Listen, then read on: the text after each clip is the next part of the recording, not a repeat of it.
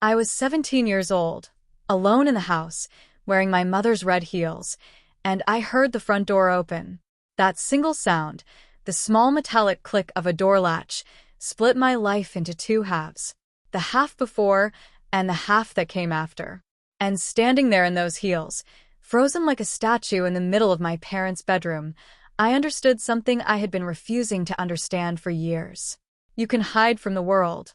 You can even hide from the people you love. But you cannot hide from the sound of a door opening when you are finally, completely, yourself. Let me take you back. Not to that moment, not yet, because to understand what happened when my mother walked in, you need to understand how I got there in the first place. You need to understand the years of silence, the years of pretending, the slow, quiet accumulation of a secret that had no name, no label, no box I could put it in, and close the lid. My name is Callum. I grew up in a small town in the north of England, in a terraced house on a grey street where all the houses looked the same and all the families inside them were supposed to be the same too. My father worked in construction. My mother worked part-time at a pharmacy. I had an older brother, Dominic, who was everything a boy on our street was supposed to be: loud, sporty, confident, easy in his own skin in a way that I watched from the outside and never quite understood. I was the quiet one, the one who read too much, the one who sat in the back of the car and stared out of the window and thought about things I couldn't explain. My teachers called me sensitive. My father called me thoughtful, in the way that parents say a word that means something else. And I was both of those things, yes. But I was also something that none of them had a word for. Or if they did, it was a word that scared me too much to say out loud. I don't remember exactly when it started. That's the thing about something that grows slowly inside you. You can't point to a single day and say, there, that was the beginning. It's more like a river. You can see where it is now, wide and deep and undeniable. But trace it back and it gets thinner and thinner until it disappears into the ground, and you don't know where the water first broke the surface. If I had to pick a moment, though, I would pick the afternoon I was 8 years old and my mother asked me to bring her cardigan down from the bedroom. It was a Sunday. The house smelled like roast chicken. I went upstairs and I found the cardigan on the back of the chair in front of her dressing table, and as I picked it up, I caught sight of myself in the oval mirror. The cardigan was soft and lilac, and it was draped over my arms for just a second, and I looked at myself in the mirror, and something happened inside my chest. Not a feeling I could name. Just a shift. A small, quiet seismic shift, like something moving deep underground where nobody could see. I brought the cardigan downstairs. I didn't think about it again. Or I tried not to. But things like that have a way of returning. By the time I was 11, I was noticing things I didn't want to notice. I noticed the way girls moved through the world with a kind of ease that felt foreign and fascinating to me. I noticed the fabrics they wore, soft things, draped things, things that moved when they moved. I noticed the way a certain kind of confidence was available to them through the simple act of getting dressed in the morning. And I noticed, in a deep and frightening place inside myself, that I wanted that. Not to be with them. Not to look at them. To be like them. To inhabit what they inhabited. I buried it. I buried it the way you bury things when you're 11, and you live in a terraced house in the north of England, and you don't have a word for what you're feeling. I got good at burying it. I played football badly, but enthusiastically. I made friends with boys who were easy and uncomplicated. I was normal enough from the outside. Normal enough to pass. But the secret grew, even underground. By the time I was 13, I had started to look at my mother's things differently. Not in a way that I was proud of. In a way that made my face go hot and my heart do something irregular whenever I was alone in the house. I would walk past the door to my parents' bedroom, and I would feel it. A pull. Like something magnetic, operating on a frequency that only I could feel. I didn't act on it. Not for a long time. I was too afraid. Afraid of what it meant. Afraid of what I would find out about myself if I actually crossed that threshold. Afraid that the thing I already secretly suspected was true about me would become undeniably, irrevocably true the moment I did. So I didn't. I stood outside the door and felt the pull and walked away. For months I did that. Maybe longer. The first time I crossed the threshold, I was 14. My mother and father had gone to my aunt's 50th birthday dinner. Dominic was sleeping over at a friend's house. I had said I was tired, that I had homework, that I would be fine. They'd left at 6 in the evening. The house went quiet in the way that an empty house goes quiet, a specific, particular silence that feels different from any other kind, charged somehow, expectant. I lasted 40 minutes. I remember standing in the upstairs hallway, one hand on the wall. My heart was beating in a way that I was conscious of, which doesn't usually happen unless something is very wrong or very significant. I could feel my own pulse. I could feel the air in my lungs. I stood there and I told myself for the 100th time that I was going to walk downstairs and watch television and eat the pasta my mother had left in the refrigerator. And then I opened the bedroom door. My parents' bedroom was neat and smelled of my mother's perfume, something light and powdery that I had known all my life. The bed had a white duvet. The curtains were cream. The dressing table was along the far wall, oval mirror, small wooden stool, and on the surface a neat arrangement of perfume bottles and a jewelry box and a small ceramic dish where my mother kept her rings when she wasn't wearing them. I stood in the doorway for a moment. Just stood there. And then I walked to the wardrobe. I don't know what I was looking for. Or I knew and couldn't say it. I opened my mother's side of the wardrobe and I stood in front of it, and I let myself look. Really look. Not the quick, guilty, sideways glance I had been allowing myself for years. An actual, sustained, honest look. There were blouses, cardigans, a few dresses, work trousers, a long floral skirt she'd had for years, shoes on the floor of the wardrobe, arranged in a row, and on the shelf above, folded things, soft things. I reached in and touched the fabric of the floral skirt. That was all. Just touched it. The fabric was light cotton, worn soft from washing, and the flowers on it were small and faded, pink and yellow. And the sensation of that fabric between my fingers did something to me that I have spent years trying to describe accurately. It was not excitement in any way I'd felt before. It was not fear, though fear was there too. It was more like recognition. Like touching something that you didn't know you'd been looking for. I took the skirt off its hanger. My hands were shaking. I held it for a moment, just held it, and the fabric whispered as it moved, and I thought, this is it. This is the moment. After this I will know something about myself that I cannot unknow. I stepped into it. It fit loosely at the waist. My mother and I were roughly the same height, but she was narrower at the hip. The skirt settled around me, and the hem fell to just below my knees, and I stood there, in my t-shirt and my socks and my mother's floral skirt, and I was shaking so hard I could hear my own breath. I walked to the mirror. I looked at myself, and something unlocked. I can't explain it any other way. It was an unlocking, like a door that had been stuck for so long that you'd started to believe it was a wall. It opened, and the person looking back at me from the mirror was not a stranger. That's what broke me open, that night, at 14 years old. Not the skirt, not the fact of what I was doing, but the simple, devastating recognition that the person in the mirror looked more like me than the person I usually saw. I stood there for a long time. Then I heard a car outside, and my heart nearly stopped, and I pulled the skirt off and hung it back up with shaking hands and closed the wardrobe and ran to my room and sat on my bed with my heart hammering and waited. It wasn't them. The car drove past. I lay in the dark for a long time that night, staring at the ceiling, and I felt two things simultaneously, with equal intensity. The first was the most profound relief I had ever known. The second was the most profound terror. Relief because something I had been carrying alone for years had been, for a few minutes, put down. Terror because I had just confirmed something about myself that I didn't know how to live with. Time passed. Months. The kind of months that feel like nothing from the outside and feel like everything from the inside. I went to school. I did my homework. I talked to my friends about football and music and girls, all the normal things, and inside, running constantly underneath all of it like a signal on a frequency nobody else could hear, was this knowledge. This thing that had no name that I was willing to give it. I didn't go back into the bedroom. I told myself I wouldn't. I went back at 15. Twice. Both times while the house was empty.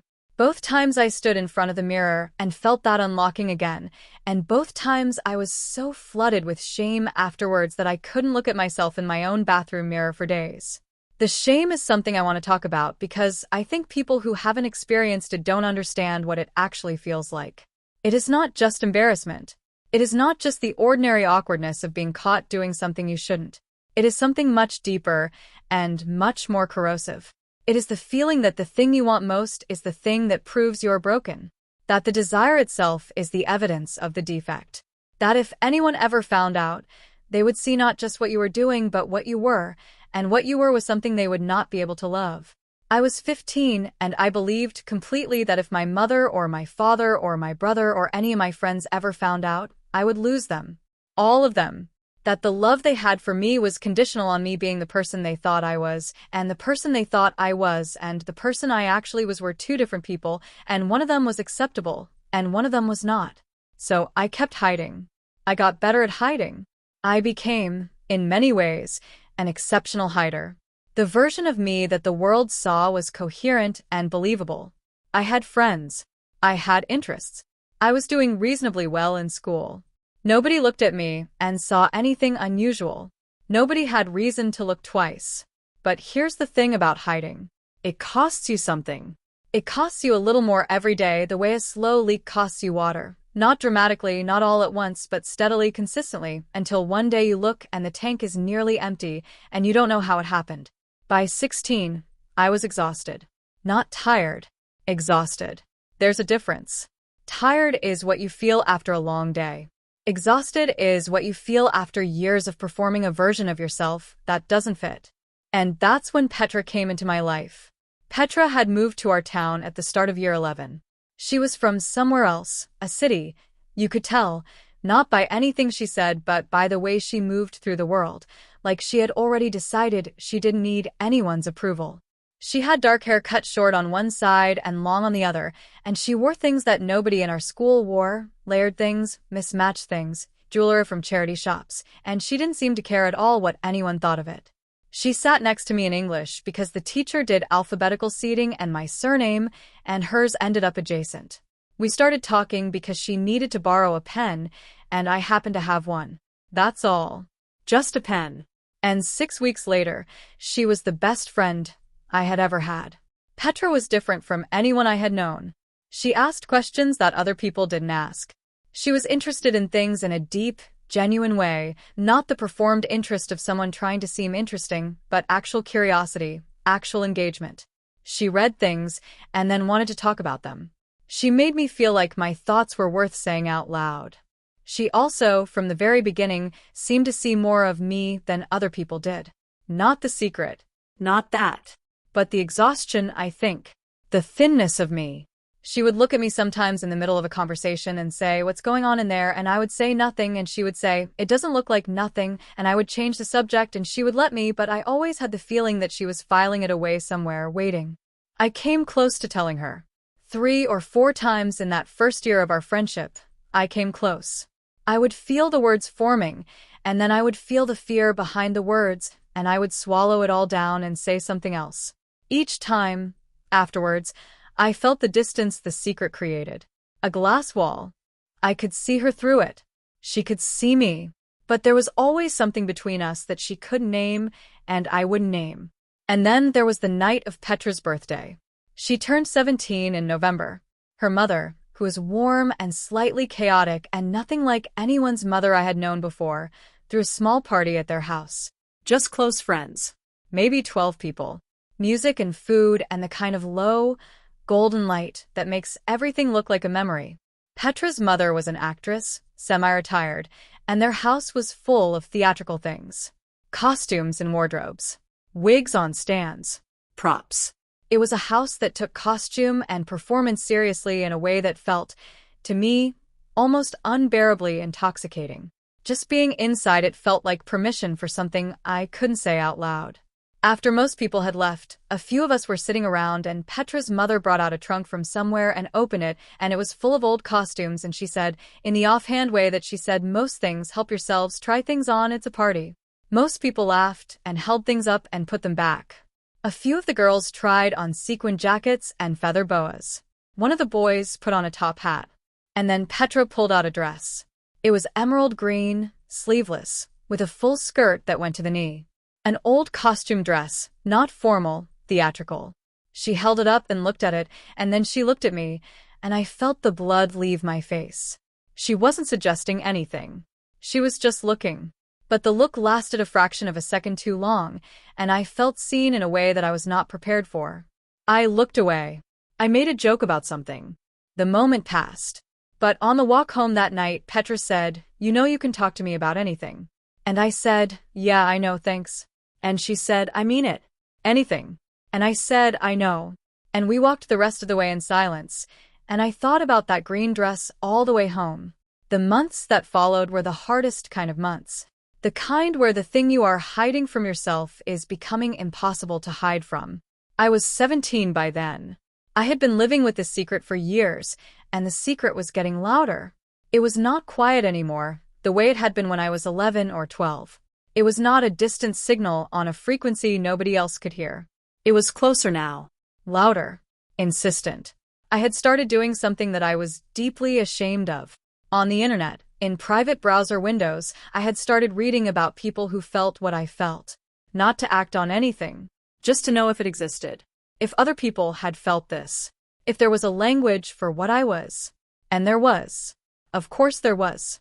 There is always a language if you look hard enough for what you are. I read accounts from people who described the same feeling I had felt standing in front of that mirror at 14. The unlocking. The recognition. Not all of them were the same. Not all of them had arrived at the same place or used the same words. But there was a commonality in the recognition that nearly destroyed me the first time I encountered it, not because it was frightening, but because it was such a relief. I was not alone. I was not broken. Or, if I was broken in the same way as thousands and thousands of other people, which meant perhaps it wasn't brokenness at all. But knowing something intellectually and being able to live with it are two very different things. I still didn't have a name I was comfortable with. I still didn't know fully what this was for me, what it meant, where it fit in the larger picture of who I was. I just knew it was real. It was mine. And it wasn't going away. The day it all came to a head was an ordinary Tuesday in March. I was 17.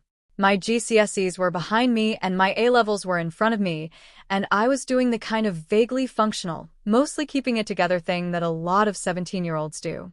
Dominic had gone to university the previous autumn. The house was quieter. Just me and my parents, and they were both working more. My father had taken on a big job. My mother had increased her pharmacy hours. On that Tuesday, my father called me in the morning while I was eating breakfast and said his job had run into an unexpected complication, and he was going to be working until at least 8. My mother texted me at noon to say that she and a colleague were going to dinner after their shift, and she wouldn't be back until 9:30 or 10. I had the house to myself from 3 o'clock in the afternoon. I sat at school for the rest of the day and felt something building in me that I can only describe as inevitability. Not excitement. Not just excitement. Inevitability. The sense that something was going to happen had been going to happen for years, and today was the day it had chosen. I got home at 3:15. I sat in the kitchen for 20 minutes. I drank a glass of water. I told myself, in a very calm internal voice, all the sensible things. I told myself that I had homework. I told myself that I was not going to do what I was already, on some level, certain I was going to do. I told myself that nothing good would come of it and that the shame afterwards was not worth whatever this was. My heart was beating in my fingertips. At 3:40, I went upstairs. I didn't go straight to the bedroom. I stood in the hallway for a while outside my own room, looking at the door at the end of the hall that was my parents' room. I had my school bag still over one shoulder. My blazer was still on, and I stood there, and I breathed. Then I walked down the hall and opened the door. The bedroom was the same as it always was. White duvet. Cream curtains. The smell of my mother's perfume, low and powdery. Her dressing table with its oval mirror and its careful arrangement of bottles and rings. The wardrobe along the wall. But this time was different from before. Every time before, I had moved quickly, nervously, taken something and stood in front of the mirror, and then put it back, driven by fear as much as anything else.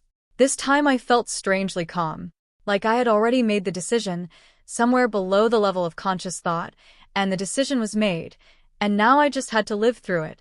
I went to the wardrobe. I opened my mother's side and I looked properly, carefully, like I was looking for something specific. And I suppose I was.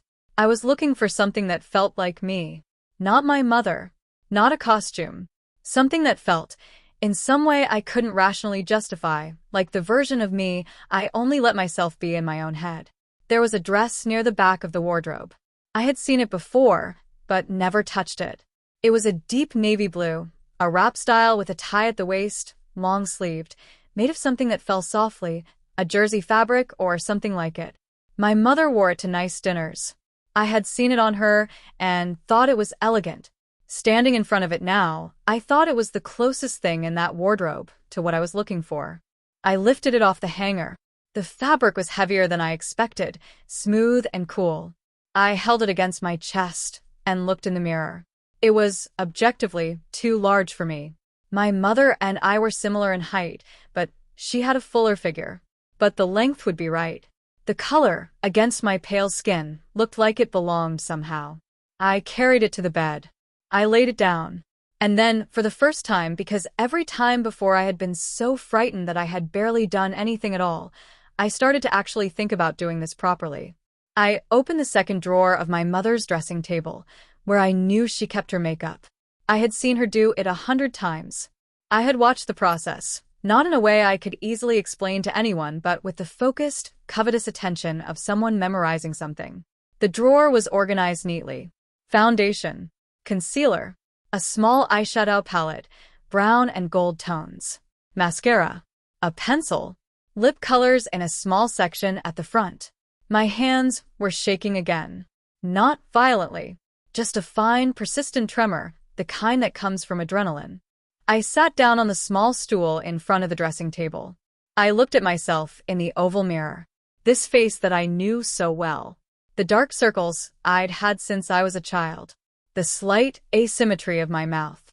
The jaw that was perhaps a little too defined. My hair, dark, slightly too long because I'd been meaning to cut it for weeks, falling across my forehead. I picked up the foundation. My mother's shade was not too far from mine. I held it in my hand for a moment. Then I started. I have no idea how long I spent at that dressing table. Time did something strange. It stretched and compressed simultaneously, the way it does when you are doing something that absorbs you completely, when the rest of the world goes quiet, and there is only this. I was clumsy. Of course I was. I had never done this before, not properly. The foundation went on unevenly at first, and I had to blend it with my fingers, pressing it into my skin in small circular motions the way I had watched my mother do it. The concealer I dabbed under my eyes where the shadows were, and I was surprised to see how much it changed my face, how much lighter and more open it looked. The eyeshadow I applied with a small flat brush, inexpertly, a sweep of soft brown across the lid and something darker in the crease, and my hand wasn't steady enough for it to be perfect, but it was something. The mascara was the hardest. I had to hold my breath to keep my hands still. When I opened my eyes after the first coat, they looked larger. They looked different. They looked, in some way that I could not explain without sounding dramatic, like they looked in my head. And the lip color. I chose a dusty rose, not far off my own lip tone, subtle. I pressed it on and blotted it and looked. I sat very still. The person in the mirror was not unrecognizable. I could see myself in there, but there was something else too. Something that had been there, waiting all along. The makeup had not created it. It had just made it visible. I got up from the stool. My legs were not entirely steady. I went to the bed and picked up the dress. Getting into a wrap dress, when you have never worn one before, is a slightly awkward process, and under any other circumstances it might have been funny. I got my arms in wrong, and then right. The fabric settled around me, cool and fluid, and I tied the sash at the waist with hands that were still shaking. The dress was slightly loose around the waist and fell to mid-calf on me, a little longer than it sat on my mother. I straightened it. I smoothed it down. And then I remembered the shoes. The red heels. I don't know why I chose them. They were not the obvious choice. They were statement shoes, not subtle, a deep cherry red with a heel that was not very high, but was unmistakably a heel. My mother wore them to parties and special occasions. They lived on the floor of the wardrobe, slightly separate from the others, like they knew they were something. I picked them up, turned them over. My mother and I had almost exactly the same shoe size. I'd noticed this years ago and filed it away in the part of my mind where I kept things I wasn't supposed to think about. I sat on the edge of the bed to put them on. The moment the strap buckled around my ankle, something happened. The last piece of something clicked into place. I'm not sure I can explain it without it sounding trivial, but the shoes changed things. The shoes made it real. The shoes made the floor feel different under my feet, the angle of my posture shift, the whole orientation of my body alter in some small but significant way. I stood up. I walked to the mirror. And I looked at myself, and I stopped being able to breathe normally. I don't know what I had expected to feel. Something dramatic, maybe. Something I could dismiss or categorize. What I felt instead was simple and devastating and utterly quiet. I felt like myself. Not a costume version of myself. Not a performance. Not a prank or an experiment or a phase. Myself. The version of myself that lived in the parts of my mind I usually kept locked. The navy dress fell softly. The makeup sat on my face like it had always been there. The red shoes were vivid against the carpet. My hair fell across my face, and I pushed it back with one hand, and in the mirror, the gesture looked like someone who had done it 1,000 times. I stood there for a long time. Long enough for the shaking to stop. Long enough for my breathing to even out. Long enough to feel, for the first time in years, like I was not running from anything. I whispered, "Hello," to myself, in the mirror. I said hello, and the person in the mirror looked back at me, and I felt something shift, deep down, the same shift I had felt at 8 years old with my mother's cardigan draped over my arms. But bigger this time. Much bigger. And then I heard the front door open. The sound cut through the silence of the house like a blade. One small metallic click, and my entire body went cold. I froze. In the mirror, I watched the color drain from my own face. My mother's voice, from downstairs. "Callum? Are you home?" She was early. 3 hours early. The dinner had been canceled, or the colleague had to leave, or something had happened, and none of that mattered because she was here. She was inside the house, and I was standing in her bedroom in her dress and her shoes and her makeup. For approximately 3 seconds, I did nothing at all. I was simply paralyzed. Not by a decision I was making, but by the complete and total absence of the ability to make any decision. My brain had simply stopped.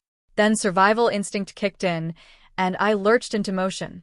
I started to unbuckle the shoe strap, and my fingers were shaking so badly that I fumbled it. I could hear my mother putting something down, the thud of a bag on the kitchen counter, the sound of the refrigerator opening. She was downstairs. How long did I have? 30 seconds? A minute? She might come up immediately. She might not. I had no way of knowing. I got one shoe off. My hands were trembling so violently that I knocked it against the wardrobe, and it made a sound. I heard my mother's footsteps at the bottom of the stairs. "Callum?" I got the second shoe off. I was holding both shoes in one hand, my heart hammering in my ears, my breath coming in sharp, shallow pulls. I turned to the wardrobe to hang the dress back up, and my hand found the empty hanger, and then I heard the creak of the third step on the staircase. She was coming up. I had seconds. In that moment, my brain performed an operation that was entirely separate from rational thought. It calculated, in some fraction of a second, that I could not do this. I could not get out of the dress and back into my school clothes and wipe the makeup off my face and put everything back in the time I had. It was not possible. And so, instead of attempting it, I froze. I stood in the middle of my parents' bedroom, in my mother's navy wrap dress and her makeup, holding her red heels in my hand, and I waited. The footsteps reached the top of the stairs. The door opened. My mother stopped in the doorway. The seconds that followed were the longest of my life. She stood there. I stood there.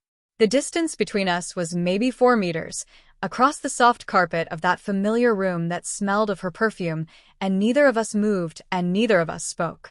She was looking at me. Looking at me the way you look at something when you're trying to understand what you're seeing, when the information coming in doesn't match any existing category and your brain is scrambling to catch up. I watched her face. I watched it go through several things in rapid succession. Shock first, that was unavoidable. Then something I couldn't read. Then something that looked impossibly, horribly like recognition. I said, "Mom," and my voice came out strange, higher and smaller than it usually was, and I cleared my throat and tried to say something else and couldn't. She walked into the room. She walked in and she sat down on the edge of the bed, carefully, the way people sit when they are deliberately making themselves calm, and she looked at me. Not with the expression I had feared all my life. Not with disgust or horror or the cold, devastating withdrawal of love that I had imagined in my worst moments. She looked at me with something that I could not entirely identify, something complicated and careful and deeply, deeply real. How long? She said. Her voice was quiet. That was what undid me. She was not shouting. She was not crying. She was quiet, and the quietness of it was more devastating than anything else could have been. I couldn't answer. She said it again, not impatiently, just clearly. How long has this been going on? And something in me crumbled. Not painfully, more like a wall that had been under pressure for so long that when it finally came down, it came down almost with relief. I said, "I don't know." Years.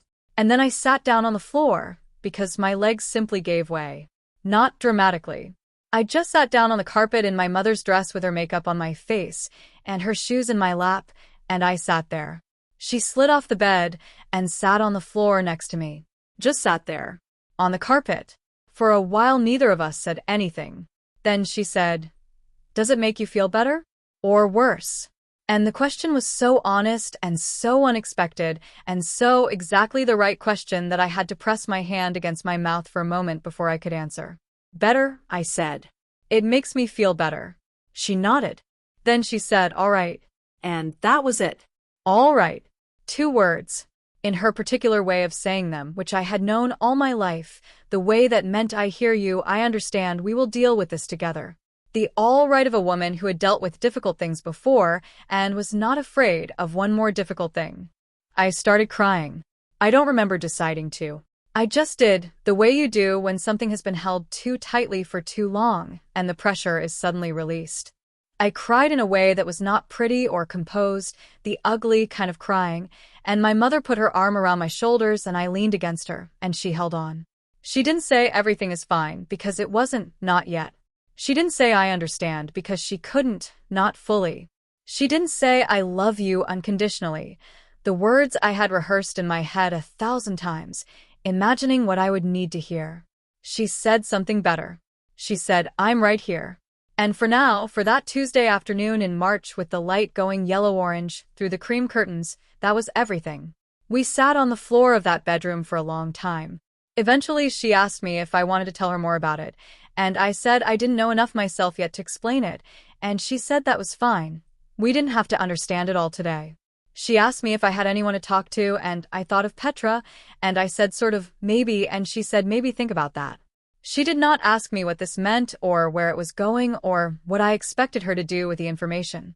She just sat with me. At some point, she handed me a tissue. At some point, she said in a very quiet voice that she had had a feeling for a while that something was weighing on me, that she hadn't known what it was, that she was glad, in a complicated way, to know. I said, "Are you sure you're all right?" She said she would be. She said she needed time to think, which I understood completely because I had needed years to think. She said that her love for me was not contingent on me being who she had thought I was, and I nearly fell apart again when she said that. I went to the bathroom to wash off the makeup. Standing at the sink, looking at my face as I wiped away what I had so carefully put on, I felt something I hadn't expected. Not relief, exactly. Or not only relief. Grief, too. A complicated grief, because the version of me that had existed in secret for so long was being asked to become something else now. To come out of the dark and into the light, which is what you want, which is what you've always wanted, but the dark has been home for so long that the light is disorienting. I looked at my face in the bathroom mirror, half makeup, half bare. 2 versions of the same person. Both real. I turned off the tap and looked at myself for a long moment. Then I walked out. It was 3 weeks before I told Petra. In those 3 weeks, my mother and I had 2 long conversations. Careful conversations, the kind where every word felt important. She asked me, eventually, about what I needed, practically and emotionally, and I said I didn't know yet, which was true. She said that was okay. She said we would figure it out. She did not tell my father immediately. She said that was my story to tell, in my time, and she would follow my lead. I spent a lot of those 3 weeks reading. Things I had found before online and things I found now, and I read them differently now because I was not reading in secret or not entirely. I was reading as someone who had been seen, who had been held on the floor of a bedroom in a navy dress and not found to be unacceptable. I still didn't have a neat label. I want to be honest about that. I didn't arrive at a clear, definitive answer about what this was or what it meant for my identity going forward. It was not that kind of story. It was messier than that. What I had was a beginning, a first conversation with myself that wasn't conducted in total darkness. Telling Petra was harder than telling my mother. Or rather, it was a different kind of hard. My mother's love was unconditional in a way that had been established over 17 years and had never been seriously threatened. Petra's friendship was newer, brighter, and I was more frightened of what I might lose. I told her on a Saturday afternoon. We were in the park near her house, the one with the tall bare trees and the benches that were always damp. We were sitting on one of the benches, and I had been building up to it for 2 hours, and I kept almost saying it and then not saying it, and Petra, who had always known when something was coming, just waited. I said, I need to tell you something. She said, I know. I looked at her. She said, you've been almost telling me something for about a year. Take your time. I looked at the trees for a while. Then I told her. I told her everything. Not in the polished, edited version I had rehearsed. In the real version, with all the gaps and uncertainties, with the part about being 8 and touching my mother's cardigan, and the part about standing at the dressing table for I didn't know how long, and the part about sitting on the floor crying while my mother held on. I told her all of it. Petra was quiet for a long time after I finished. Then she said, how long have you been carrying this alone? And her voice when she said it was not shocked, not uncomfortable, not pulling away. It was just sad. Sad for me, in the way that someone who cares about you is sad when they find out you've been struggling without telling them. I said, years. She said, why didn't you tell me sooner? I said, because I was afraid of what you would think. And she turned and looked at me directly and said, I think you are the bravest person I know, and I think you've been really unkind to yourself, and I'm furious at you for not trusting me, and I am also so glad you told me. I laughed. Not because it was funny, but because the alternative was crying, and I had already done enough of that. She asked me questions. Real questions, the kind that showed she was taking it seriously. What did I want to do with it? What did I need? Was I okay? What could she do? And I said, honestly, I don't know yet. I'm still figuring it out. She said, okay, we'll figure it out together. That was 7 months ago. Now I am 18. A lot has happened in 7 months, and I could describe all of it, but the truth is that the most important things are small. Small, quiet, private things that don't look like much from the outside. My mother and I went shopping twice. Just the 2 of us. The first time was strange and stilted, and we both overcorrected, her trying too hard to make it normal, me trying too hard not to seem like I was making it a big deal. The second time was easier. We didn't talk about it much. We just walked around a shop and she pointed at things and asked me what I thought, and I told her honestly what I thought, and it was both the most ordinary thing in the world and the most significant thing that had ever happened to me. My father found out in November. He went quiet when I told him. A long quiet. The kind that could go any way. Then he said, is this something you're going to be okay? I said, I think so. I hope so. He nodded. He looked at his hands for a while. Then he said, I don't understand it. I said, I know. He said, I'm going to need some time. I said, that's fine. That's really fine. He stood up and he came across the kitchen and he hugged me. Not the quick, awkward pat that men in my family usually did. A real hug. The kind that said something specific that neither of us had the words for. He said, I love you. I said it back. It wasn't resolved in that moment. It isn't fully resolved now. There are still conversations that feel like walking across thin ice, still moments where I see him recalibrating, still a careful distance between the thing I am becoming and the thing he has always expected me to be. But the distance is getting smaller. Slowly. The way distances do, when people are willing to keep walking.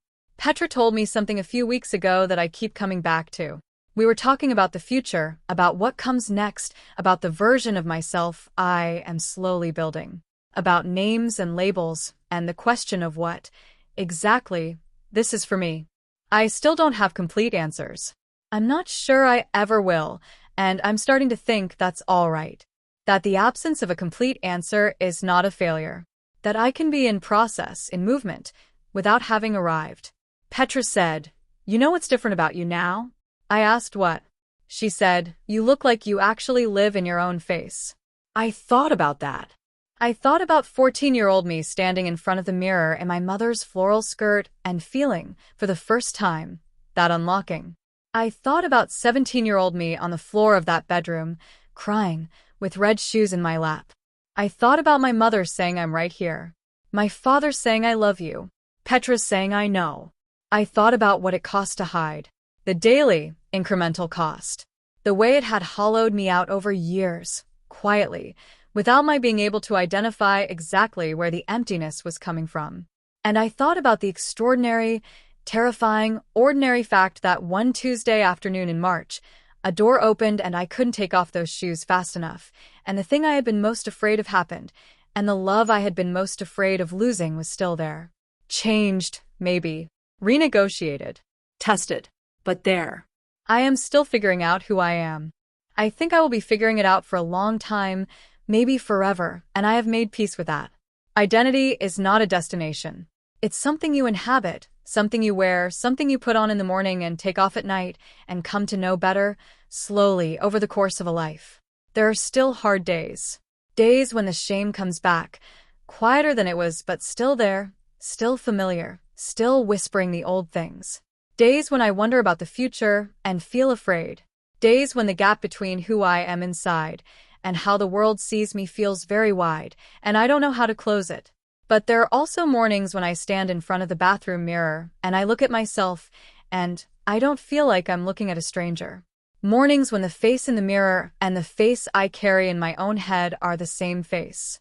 Mornings when I say hello, quietly to myself, and mean it. Those mornings are enough. More than enough. They are everything. I told you at the beginning that that sound, the metallic click of a door latch, split my life into two halves. The half before, when I was running, and the half after, when I began, slowly and imperfectly, to stop. I used to think that what I was most afraid of was being found out, being seen. I thought the worst thing that could happen was exactly what happened. Standing in a bedroom in someone else's clothes when a door opened and someone I loved walked in. But here's what I know now from the other side of that moment. Being seen was not the worst thing. Being seen was the beginning.